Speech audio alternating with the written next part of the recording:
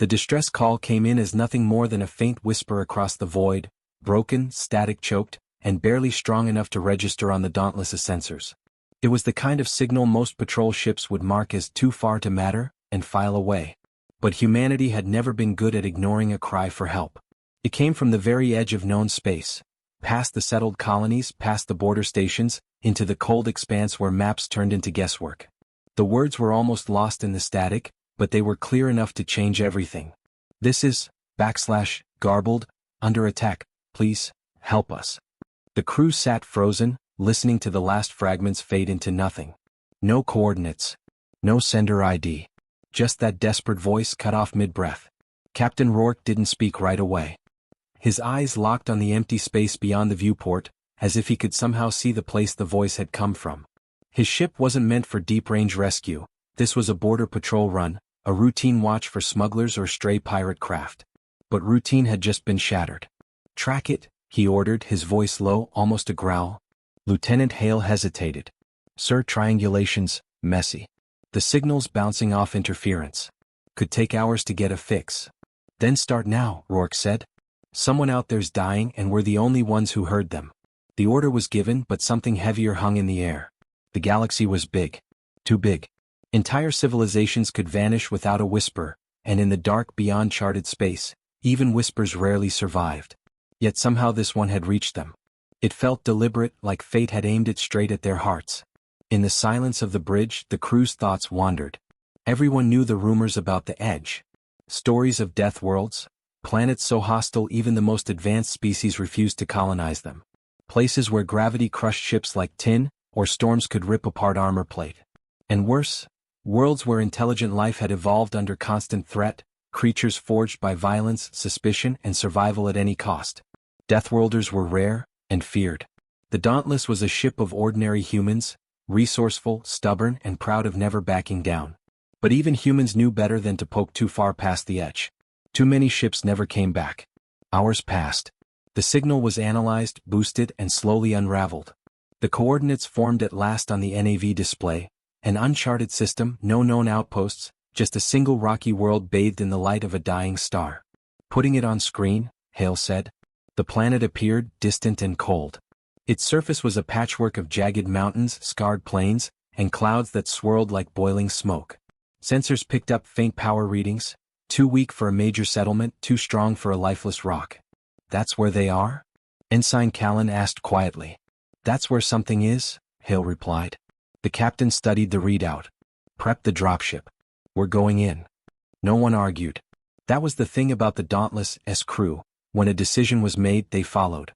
Not because of regulations, but because they trusted the man giving them the order. As they closed the gap, the signal returned, clearer this time but worse for it. The voice was ragged, shaking. "They found us. Please, anyone. The skies are burning." Then gunfire. Screams.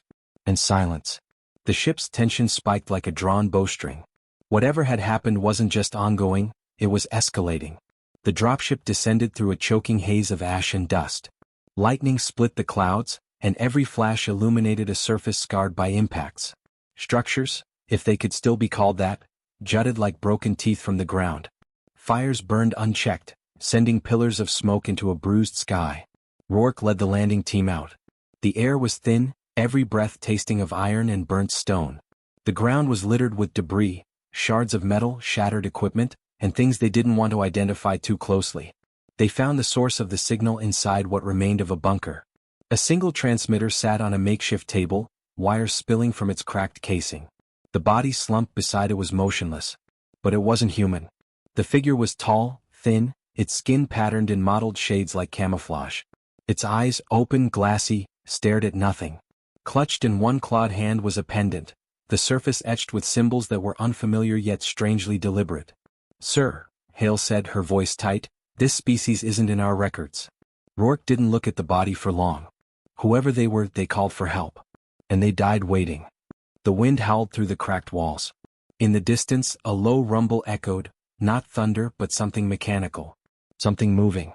Callan's scanner beeped urgently. Multiple contacts. Approaching fast. "Friendly?" Rourke asked, already knowing the answer. "No," Callan said, swallowing hard. "Definitely not. through the broken doorway, shapes began to emerge from the haze, tall, armored, moving with a predatory precision. Their weapons glinted in the dim light. The crew raised their rifles, forming a line. Hale whispered, "Sir, if these things wiped out them, what chance do we?" "Enough," Rourke said. His voice was steady but his jaw was tight. "We hold. They wanted a fight? They're about to learn what humanity does when we're pushed." The first of the attackers stepped fully into view, and for a heartbeat the two sides stared at each other across the rubble. Lightning flashed overhead. The shapes spread out, surrounding the bunker, their weapons humming with a low, deadly power. Callan's finger hovered over the trigger. "Orders, sir?" Rourke took one last look at the alien's body, at the silent transmitter, at the ruins of a life that had ended, waiting for help that came too late. "Orders?" he repeated softly. His eyes hardened. "Make sure none of them leave this planet alive." The wind rose into a scream. The first weapon fired. And then, everything exploded into chaos. The air shook with the force of the impact. The first shot tore a chunk out of the bunker wall, sending shards of stone and metal raining across the crew. The smell of scorched dust filled their lungs. Hale's return fire lit the shadows, the sharp bark of human weapons echoing against the alien roar of energy blasts. Rourke moved without hesitation, pushing forward to the gap in the wall, his rifle steady despite the chaos. He wasn't just firing, he was reading the fight, calling targets, keeping his crew alive one heartbeat at a time. "Left flank, Hale, keep them pinned," he shouted over the noise. "Callan on me." The attackers didn't rush in blindly. They advanced with calculated steps, covering each other, pressing forward in a way that felt disciplined, practiced. Whoever they weren't raiders or scavengers. This was a force that had trained for war. Callan's breathing was quick, sharp, but he followed orders. "Sir, they're pushing us into the open." "I know," Rourke replied, his voice clipped. "We're not giving them that." Outside, lightning arced again, painting the battlefield in white and shadow. For a split second, Rourke saw more of them, dozens, maybe more, spreading across the ruined street. Their armor gleamed in the stormlight, each plate shaped with an alien symmetry, their helmets smooth and featureless. It was impossible not to think of the dead figure inside the bunker. Whoever they had been, they had built this place to last. And yet these attackers had torn through it like it was nothing. A part of Rourke's mind kept turning over the same question. Why? Why hunt someone this far into uncharted space? Why wipe out a settlement that didn't even exist on galactic maps? And why had the only surviving message been sent in a frequency humans could detect? It wasn't chance. It couldn't be. "Captain?" Hale's voice snapped him back. "We're running low." The fire exchange slowed. The attackers were patient, as if they knew time was on their side. They shifted their formation, pressing closer, moving like a tightening noose. Rourke's mind raced. He didn't know these enemies' capabilities, but he knew one thing. If they were surrounded here, it was over. "Smoke grenades," he ordered. Hale popped 2 canisters, and within seconds the bunker filled with a thick, acrid haze. Shadows danced in the swirling gray. The crew slipped out the back, crouched low, moving fast through alleys choked with debris. The storm overhead made it hard to tell which sounds were pursuit and which were just the wind tearing at broken structures. But the feeling of being hunted never left. They reached what had once been a landing pad, its surface cracked and pitted. The dropship waited, its engines hot, the pilot scanning the sky nervously. "Board?" Rourke ordered, but even as they moved, the scanners lit up. More contacts, closing fast. The dropship's hatch sealed and the engines roared, kicking up clouds of ash. They lifted off, banking hard away from the ruins. But from above, the devastation was even worse. The settlement stretched farther than they'd thought, and everywhere there were signs of battle. Scorched craters, collapsed buildings, blackened fields. "Captain," the pilot said, "you're gonna want to see this." The main display shifted to a wide scan. Beyond the settlement, on the far horizon, enormous structures were visible. War machines walking on legs like metal towers. They moved in slow, deliberate strides, their silhouettes cutting across the storm. Behind them trailed smaller craft, hovering low, scanning the ground. Hale's voice was tight. "That's an invasion force." Rourke said nothing for a long moment. His jaw worked, his thoughts running faster than he could speak them. He'd seen plenty of combat, but nothing about this felt like a simple military strike. This was methodical. It was extermination. And then came the thought he didn't want to say out loud. If they could do this to a Deathworld species, what would they do if they ever turned toward human space? The dropship cleared the cloud layer, punching into the pale light above. From here, the edge of the planet looked almost peaceful, as if the war below was just a storm that would pass. But Rourke knew better. "Set course for the Dauntless," he ordered. Back aboard, the crew was quieter than usual. Armor was stripped off in silence. Weapons were checked and reloaded without chatter. The images of the ruined world stayed with them, especially the moment when they'd found the alien's body, still clutching that strange pendant. In the ready room, Rourke laid it on the table. The markings on it shimmered faintly under the light. Hale leaned over it. Could be cultural, religious, maybe a family crest. Or a warning, Callan suggested. Rourke's eyes stayed on it. The smooth surface felt cold, almost unnaturally so.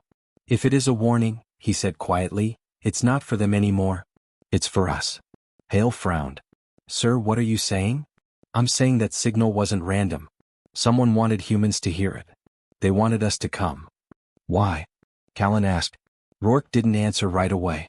Instead, he thought about the voice on the transmission, tired, desperate, but still fighting to get the words out. Whoever they were, they hadn't been ready to give up. They believed help would come. And now that help was here. But the galaxy didn't see humanity as a great power. Not yet. Most species still thought of them as newcomers, reckless, unpredictable, more dangerous to themselves than anyone else. The truth was, humans had never fought a war like this, one that didn't just threaten territory but survival itself. Rourke looked up at his crew, seeing in their faces the same thing he felt in his chest. A weight pressing down mixed with something sharper. "We don't know who they were," he said, "and we don't know who killed them. But I promise you, when we find out, they'll regret it." The Dauntless drifted beyond the planet's orbit, its sensors pulling in every scrap of data they could before the enemy's jamming shut them out completely. But even with limited scans, one thing was clear. The force on that planet wasn't just passing through. It was establishing control. The more they studied, the clearer the patterns became. Supply convoys, patrol routes, heavy artillery placements. And something else, a signal buried deep in the noise, pulsing at regular intervals. "It's not for us," Hale said, watching the pattern repeat. "They're talking to someone else." "Reinforcements," Rourke guessed. Callan's tone darkened. "Or their superiors." Outside the viewport, the dying star burned with a strange, pale light. It was beautiful in a way that made the stomach knot, like looking at a candle just before it goes out. The captain stood there for a long time, watching it, thinking about the edge of space, about the ruins they'd left behind, about the cold voice in his headset calling for help that had come too late. He didn't know how far this would go. But deep down he suspected that this wasn't just about one ruined settlement on a forgotten world. It was the first spark in something much larger. And sparks, if left alone, had a way of becoming wildfires. The Dauntless turned its bow toward human space, engines flaring. Behind them, the ruined planet faded into the distance, but none of them looked away until it was gone from sight. Somewhere out there, the people who had done this still thought they were safe. Still thought no one would challenge them. They hadn't met humanity yet. The Dauntless ran dark for the next 3 days, slipping along the edge of known space like a shadow. The crew spoke less, moved slower, each of them turning over the same thought but never saying it aloud. Whatever was waiting ahead was going to change everything. Captain Rourke hadn't slept more than an hour at a time. He kept staring at the data they'd pulled from the ruined world. Energy readings, troop movements, fragments of intercepted transmissions. The alien pendant sat on his desk, a cold, silent reminder of the voice they'd failed to save. When the call came from the comm station, it was short and sharp. "Captain, you need to hear this." Rourke moved fast. The signal was faint, buried deep in static, but there was no mistaking the sound. A voice. Not the same one from before, but still desperate, still edged with fear. They're coming. Not just here. Everywhere. Then gunfire, then silence. The crew stared at the frozen waveform on the screen. It wasn't just another distress call, it was a warning. Hale's voice was tight. "If that's true, sir, we're already too late." Rourke shook his head. "Not if we move first." They adjusted course, not toward home, but toward the sector where the signal had come from. The deeper they went, the more the galaxy around them seemed to change. Stars grew farther apart, systems more scattered, the dark between them heavier. Long-range scans picked up strange readings. Fleets moving in patterns that didn't match trade routes, stations broadcasting in unknown codes. And then came the first contact. A lone ship appeared at the edge of their sensors, running without identification. It didn't respond to hails. When the Dauntless tried to alter course, the ship moved to match them. Rourke ordered shields up. "Stay calm. Let's see what they do." The ship held position for a long moment, then drifted closer. Its hull was dark, shaped in angles that seemed to swallow the starlight. When it finally lit its engines, it wasn't to attack, it was to run. Callan frowned at the readings. "Sir, they're leading us somewhere." Rourke's gut tightened. "Follow, but keep weapons hot." Hours later, the chase ended at a dead world, nothing on the surface but craters and ice. The alien ship descended toward a jagged ridge. Rourke hesitated, then gave the order to follow. They landed in a canyon so deep it felt like the walls themselves swallowed sound. The alien ship settled on a flat shelf and powered down. When the ramp dropped, a figure stepped out, tall, thin, armored in pieces that looked worn and mismatched as if scavenged from many battles. Their face was hidden behind a mask, but the posture was tense, ready to fight. No one spoke at first. The only sound was the wind sweeping through the canyon. Finally, the figure reached up and pulled the mask free. The crew stiffened. The alien's features were similar to the dead one in the bunker. Same patterned skin, same sharp eyes. But these eyes were alive, burning with something between anger and exhaustion. "You heard the call?" the alien said. Rourke stepped forward. "We did. We came."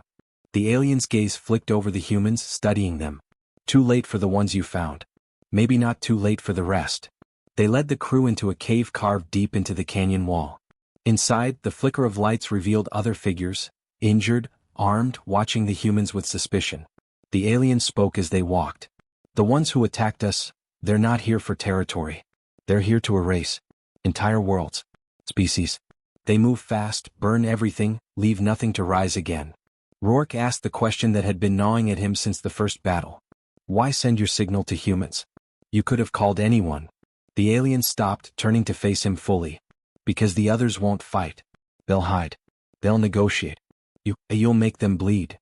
The words settled over the crew like a cold weight. In the far chamber of the cave, a crude map was projected on the wall. Red marks bloomed across it like spreading fire.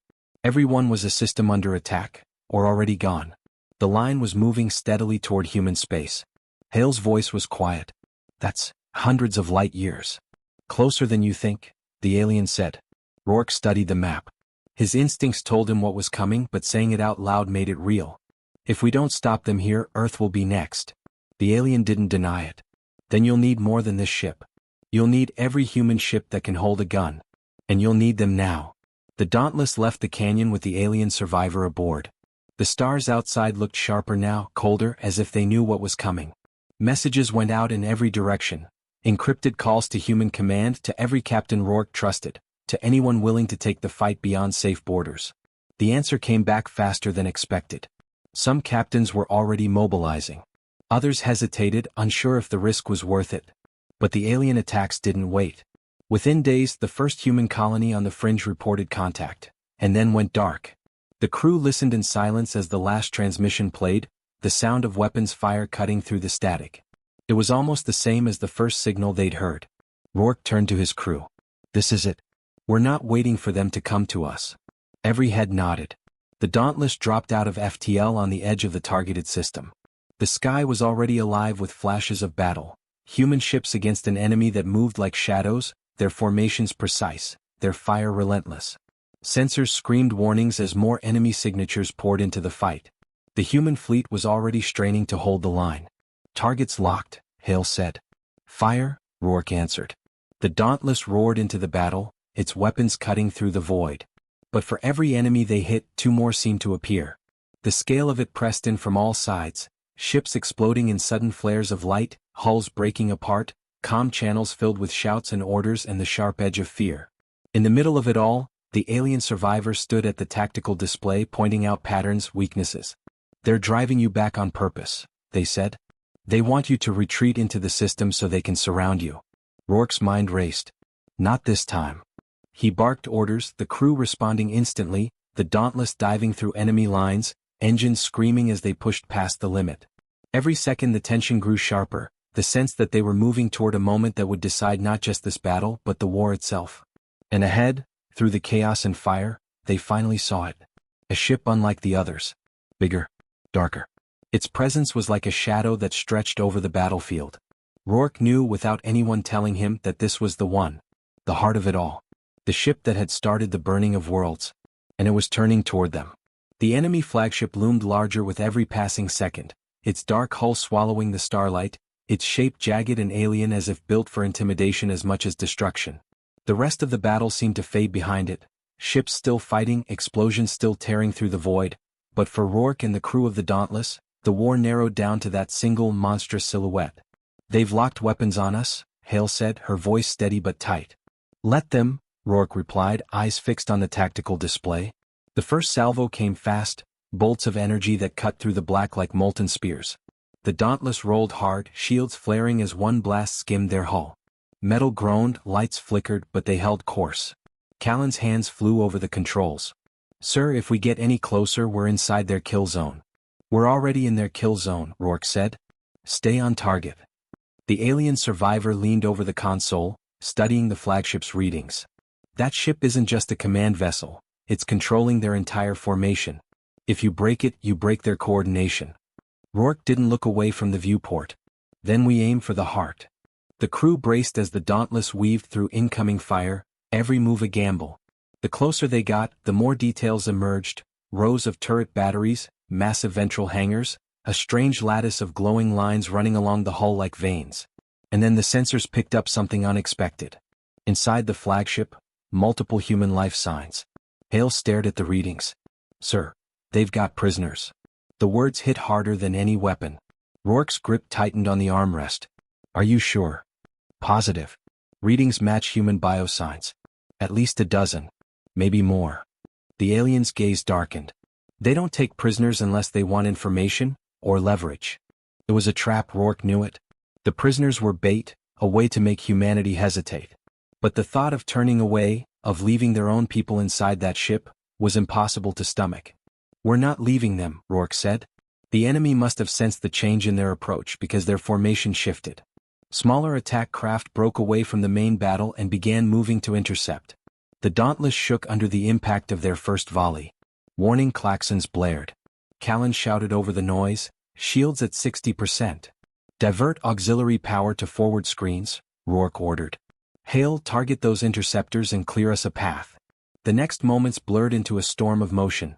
Hale firing in precise bursts, cutting down enemy craft one by one, Callan throwing the Dauntless into sharp rolls that pressed the crew against their seats, the alien survivor calling out firing arcs from memory, as if they'd studied the flagship their whole life. But the flagship didn't just defend, it adapted. Sections of its hull began to shift, massive panels sliding open to reveal something no one expected. "They're launching more ships," Hale started, then stopped as the shapes emerged. "Not ships. Weapons." Massive, spire-like constructs that detached and floated forward, each one surrounded by a faint, shimmering field. The scans went wild, unable to classify them. The alien's voice dropped to a whisper. "Planet killers." The word was enough to freeze the bridge. Everyone had heard the stories, weapons designed not to conquer worlds but to erase them. One shot and a planet's surface could be turned into glass. Callan's voice cracked. "Sir, they're not here just for us. They're going to target the colonies." Rourke's mind raced. The battle outside was already stretched thin, human ships locked in desperate fights just to survive. If those weapons reached firing range of a populated world, there would be nothing left to save. And still, the prisoners. Two impossible priorities: save their people or stop the annihilation of entire worlds. The alien turned to Rourke, eyes blazing. "If you take the flagship, you stop the planet killers. But you'll have to board it. And you won't get a second chance." The weight of the choice pressed down hard. Every instinct screamed to keep firing, to destroy the ship from a distance.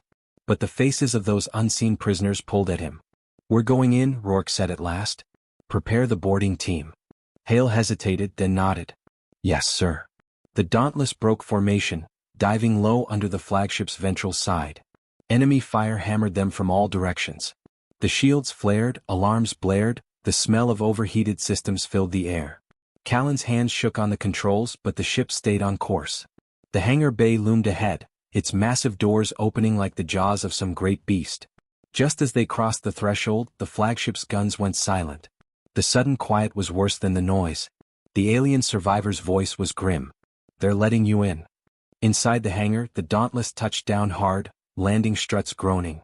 The lights were dim, the air thick with the hum of alien machinery. No enemy soldiers waited at the edges, just shadows and the sense of eyes watching from every direction. The boarding team assembled, weapons ready. Rourke took point, his gaze fixed on the dark corridors beyond. As the ramp lowered, a voice echoed through the hangar, calm, cold, and speaking perfect standard. "We've been expecting you, Captain Rourke." The crew froze.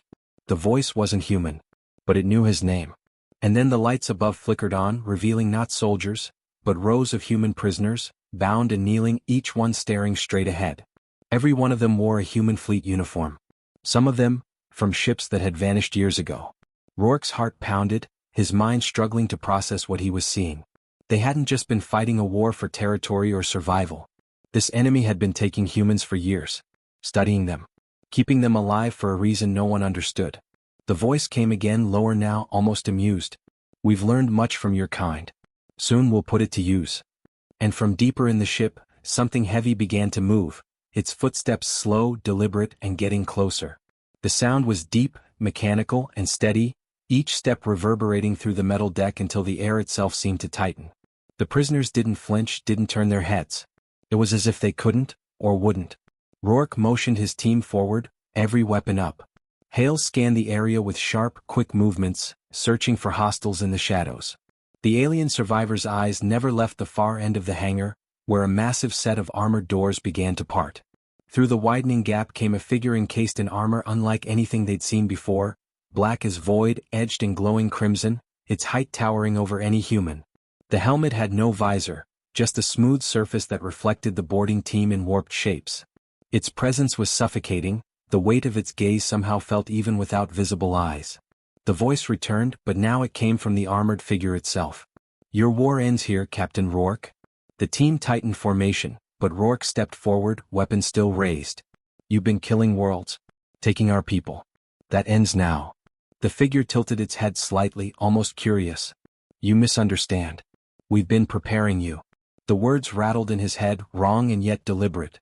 Before Rourke could speak again, the enemy moved, fast, impossibly fast for its size. A blur of motion sent two Marines sprawling.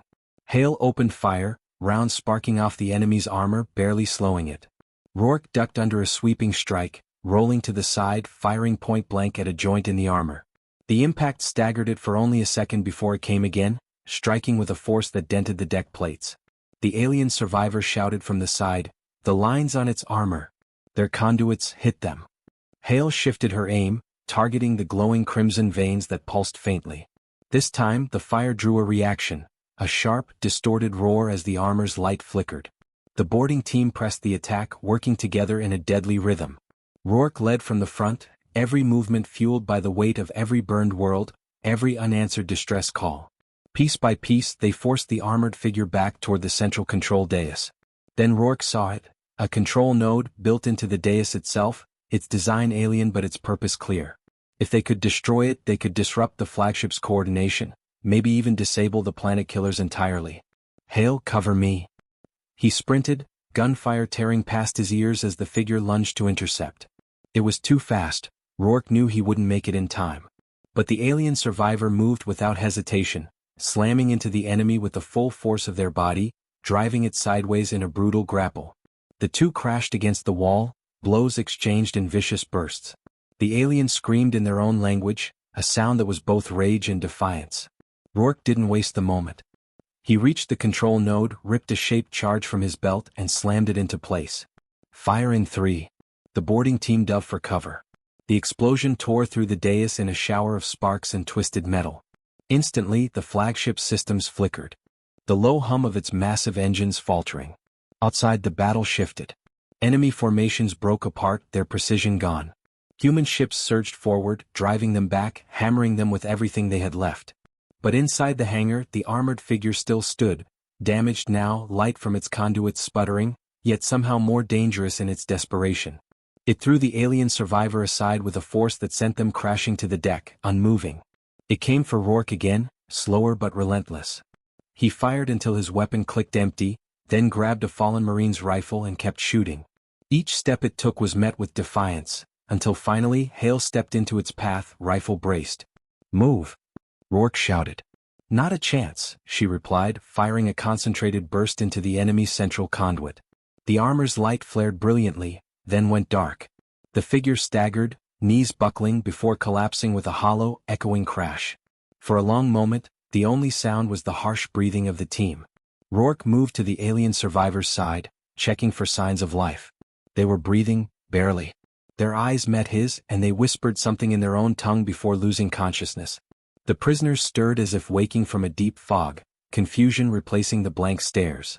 Marines moved quickly, cutting restraints, guiding them toward the Dauntless. In the distance, the flagship groaned, its structure failing. Rourke barked the order to evacuate.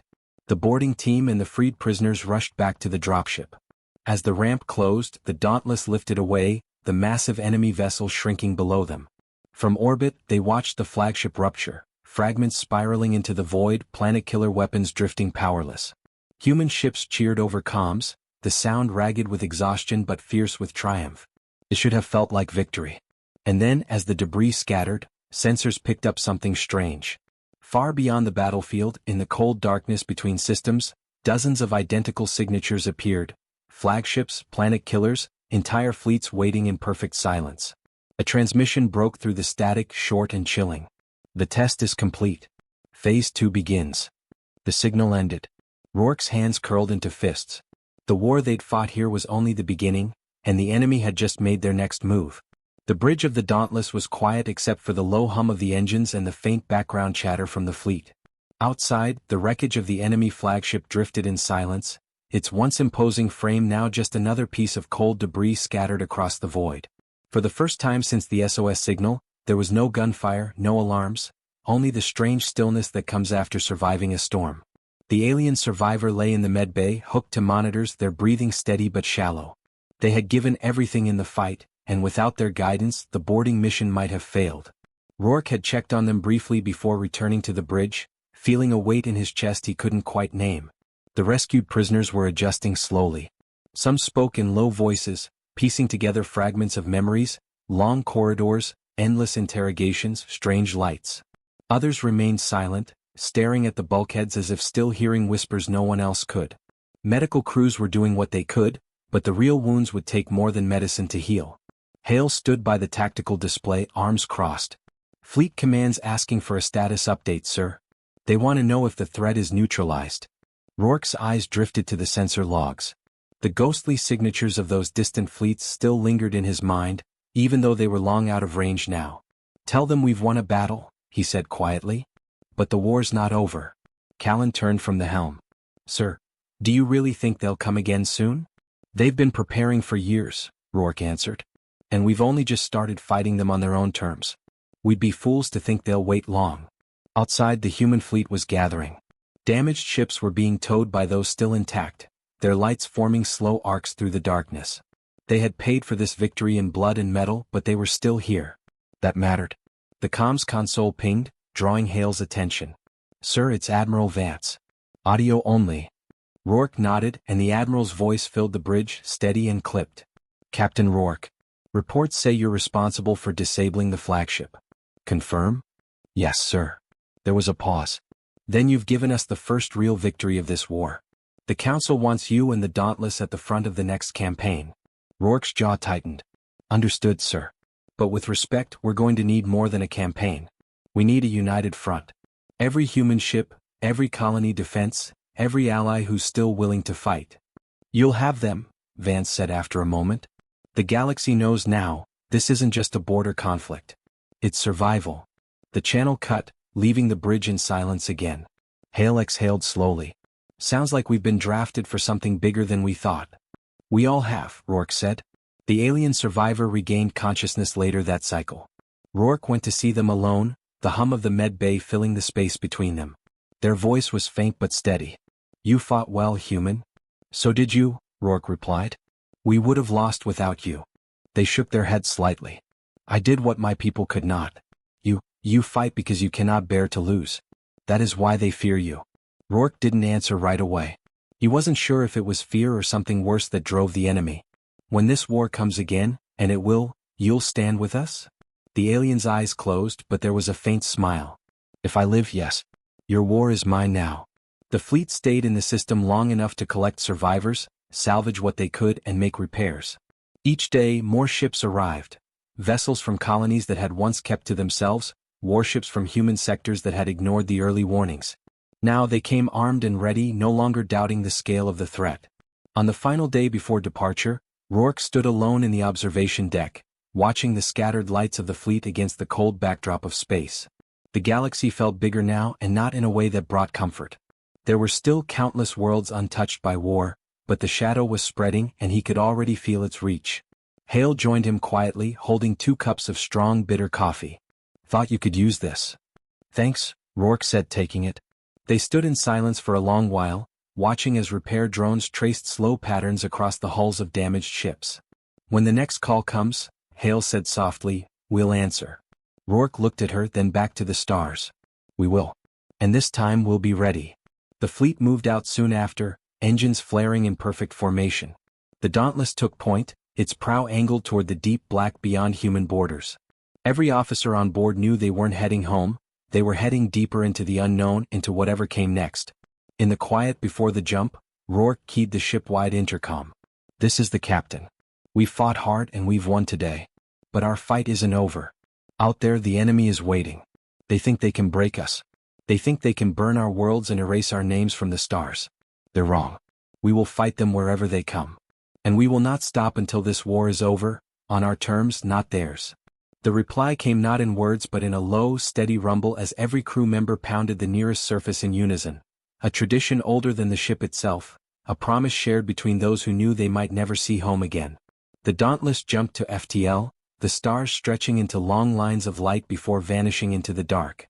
Far away in the hidden reaches between galaxies, the enemy fleets stirred.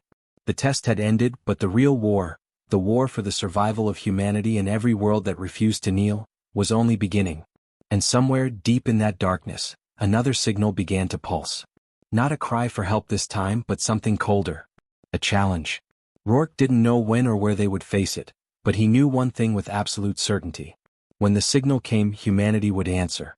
And this time they would not be the ones sending the SOS.